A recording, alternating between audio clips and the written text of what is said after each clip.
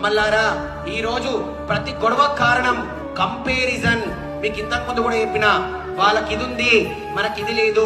నిజమైన సంపద ఆరోగ్యము.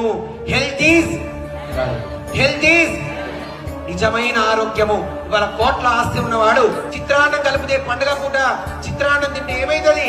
చట్నీ గ్యాస్ అంటాడు, ఉప్పు తింటే ఉమానం, పప్పు తింటే పైత్యం.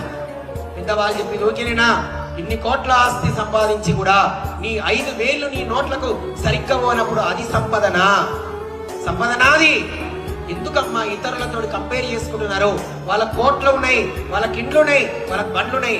ఐశ్వర్యం ఈశ్వరేచ్ఛ. నువ్వు నిజాయితీగా ఉండు, నీ ధర్మంగా ఉండు. నీవు కాకపోయినా నీ పిల్లలు తప్పకుండా అభ్యున్నతి సాధిస్తారు. అది హైందవ ధర్మం యొక్క గొప్పతనం. ఈరోజు ఎన్నో లక్షల కోట్లు ఉన్నవాడు సుఖంగా ఉండలేకపోతున్నాడు. టాబ్లెట్ వేసుకుంటేనే నిద్ర. ఇప్పటికైనా తినే తిండిపైనే కాన్సన్ట్రేషన్ ఉండాలి. తల్లి యొక్క వంటను, భార్య యొక్క వంటలను మీరు ఆస్వాదిస్తూ తిని ఆరోగ్యవంతులుగా ఉండాలని. ఆరోగ్యమే మహాభాగ్యం గనక